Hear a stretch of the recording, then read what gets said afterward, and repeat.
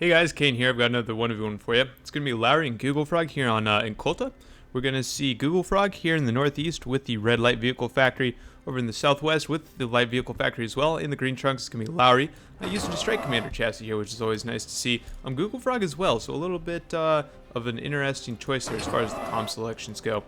And a couple of darts coming out from both players. Looks like 3 from Lauri, 2 from GoogleFrog, both heading out to scout pretty quickly here. Should be meeting up in the middle in just a moment. We can see GoogleFrog's scout coming in from the northeast here, and then the scout from the southwest, and they should be meeting up in just now. So both players should have the factory knowledge down. Early slasher coming out from Lauri, going to be taking a more defensive posture. Meanwhile, GoogleFrog heading out to the west with a constructor. Pretty early on, actually no raiders on the field while he sent that out. Just one Scorcher up so far. Looks like another one on the way. Coming up with a constructor now from Lauri, so interesting to see the difference in the ordering there. This slash is going to be staying around at home, mostly looking to help defend with this defender as well, which is, an interesting choice.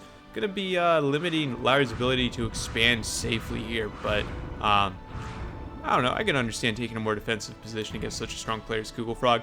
These darts coming in here to harass a little bit as they can, but not really able to do all that much. Well, they do get the cancel on the metal extractor and getting taken out by the Scorcher, so this metal extractor going back up.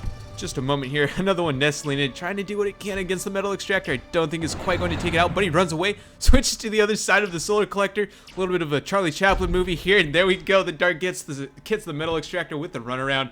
That was beautiful micro there. Excellent job, Lauri. That's what I like to see. Gonna be running away, probably hoping to do it again sometime in the near future. So I'll see you next time, he says, and then out the door he goes. Heading up to the north with the commander as well from Lauri here, and economically it looks like Lauri has been able to capitalize a little bit of a lead here early on. Just one raider so far, actually a second Scorcher coming out just now, and the constructor heading out to expand along the southern side, heading out east. So mirrored expansion here from both players. Looks like radar coming up pretty quickly here on the hill from Lauri, and the same, nope, not on the hill, but radar from GoogleFrog as well. Both looking to get pretty good visibility, wanting to limit the radar shadow as much as they can. These hills are, fairly mild, but still tall enough to obscure your radar vision, so better to build it somewhere around here so that you can see through these approaches as well as you can.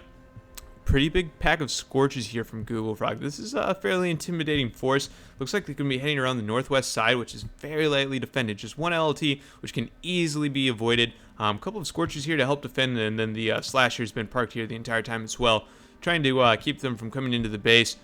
2 metal extractors here are a juicy target, but I'd probably try to run around them as GoogleFrog. Head in from the south side into the back side of the base here, and probably aim for these 2 metal extractors and maybe a factory snipe. But that's quite a commitment, and he might just be looking to pressure a little bit, but keep these raiders alive. Ooh, looks like they'll be diving into this position here. The commander's there to help defend. Oh no, the commander's getting dove into with the Scorchers. 3 Scorchers right next to him. Oh boy, and the commander does go down. Look at that shrapnel though. This is just devastation. This early in the game, that's a pretty big deal. Lauri losing his commander like that. We can see at this point GoogleFrog's almost doubled the economy now, just from having his commander and both of the metal extractors right there. Oh man, that sucks. How much metal per second do you just lose here? Like 8 metal per second, right?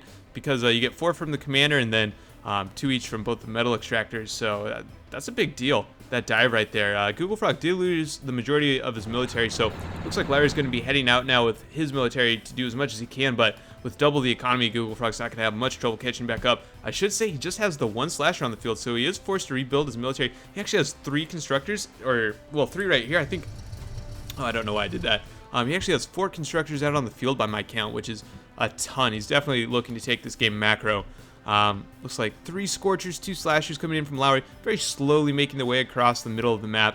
Hard to say exactly what GoogleFrog's going to have up to defend against this once they finally arrive, but I don't think Lauri's looking to push all the way, probably just to move his military into the center to help him, well, just sort of stake a claim and then maintain maneuverability in case he needs to defend against any more raids like that. That was just...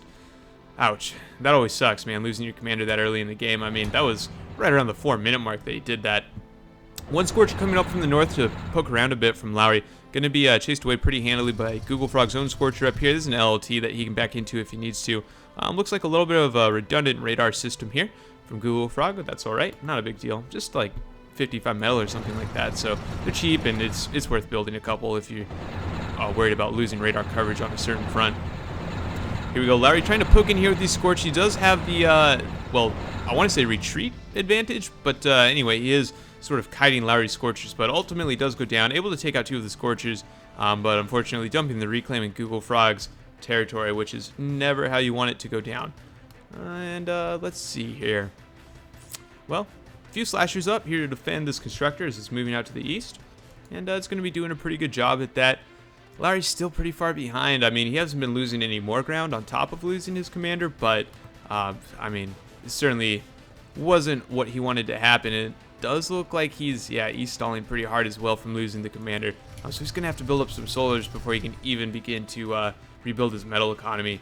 GoogleFrog continuing to just pull away so far at this point. Huge column of Scorchers now coming in.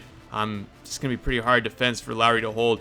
Pulling back the slashers, trying to get them stationary. A little bit of pork here to help defend against these Scorchers coming in, but the Scorchers don't actually want to dive into the slashers.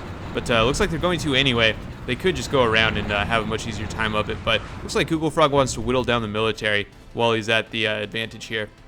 Certainly a good idea. Ultimately, though, the slashers chasing away the Scorchers before they can get too close to dive in. Another thing that GoogleFrog probably wants to do is not engage at the center of this line, but rather attack it from the side and just take off 1 point at a time. Ooh, a little bit of a raid going on here. Looks like one mech's about to go down, and before that, a constructor was taken out by Lauri as well. Going to be picking up the radar, and then possibly the defender. No, ultimately this Scorch is going to stop him from doing any more damage. Oh wow, it takes a lot of damage itself though. Oh, that was a lot more than I expected. Before that, Scorcher from Lauri ultimately was taken down.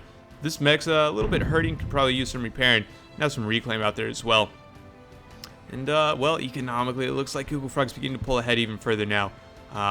Nearly doubling Lauri's economy. Oh, no, maybe not. I don't know. Hard to say. It all depends on how Lauri works the reclaim.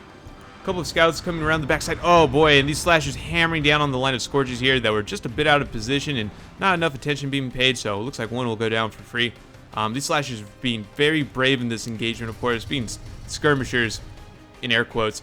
It's kind of risky to pick a fight with so many raiders who could, in theory at least, easily dive in, and especially with the proximity damage, just absolutely shred these guys apart.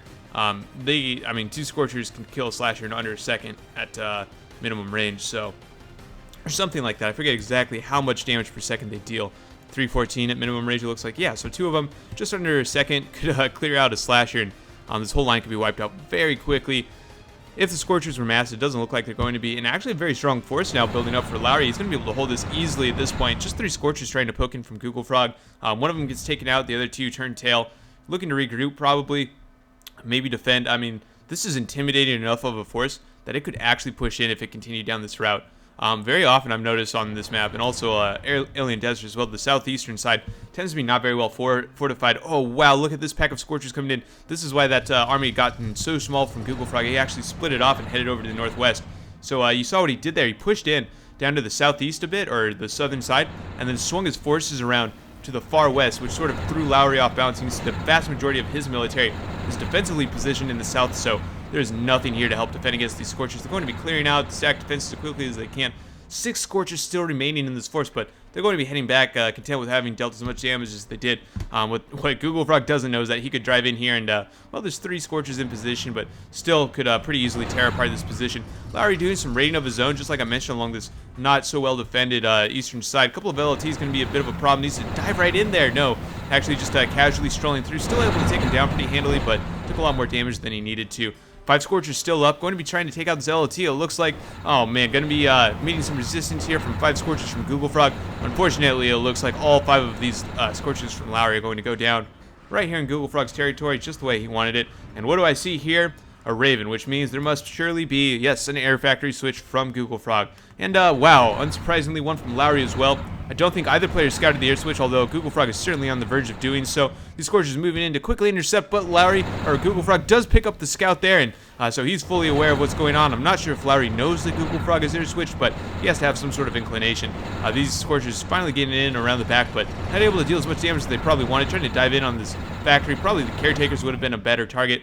That leveler coming in to finally clean things up, and now Lauri finally has some reclaim in his territory as well. Oh, and look at this. This is something I've not seen before, but Definitely an interesting tactic. It's actually a heavy tank switch right here in the center of the map from GoogleFrog. Looks like he's going to be moving into Reapers pretty heavily. He has the economy to do it.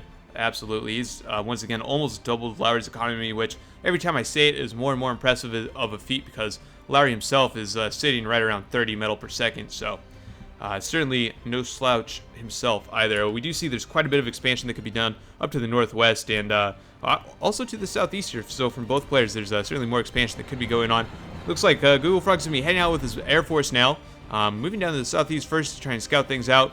Looks like 4 bombers up so far and 3 swifts to escort. And look at that pack of Scorchers. This is terrifying, plus a Reaper to head the charge. Boy, this is a pretty powerful attack from GoogleFrog. I don't think that Lauri can pull out of this one. But it'll be interesting to see how it goes. These Swifts trying to clean up the few bombers that were in the air from Lauri there. And these Ravens still just sort of scoping around, trying to find a good target. These aren't even the scariest part, though. It's really terrifying is this massive Scorcher Ball with a Reaper there to tank all the defenses that they encounter. Wow, this is, I mean, this is an excellent composition there, and Lauri doesn't even want to try and fight this. He knows that he's been out-ecoed super hard. 3 factories up on the field from GoogleFrog, so not much hope left. And, well, really solid game there. I like that. I liked how we saw the, you know, raids and counter-raids from each player, and, you know, it was nice to see a game where both players do reasonably well to manage their eco. It's always nice to see someone not losing because they e-stall super hard. The tank switch on the center was absolutely genius, just what the doctor ordered. I thought the raids went as well as anyone could reasonably hope. I think the air switch was perfectly timed. I just think that was, like, overall an excellent game. I'm really glad I picked this one out. Yeah, that's probably about it. I don't have much more to add, you guys. If there's anything else you'd like to say, let me know in the comments. Other than that, I'll catch y'all next time.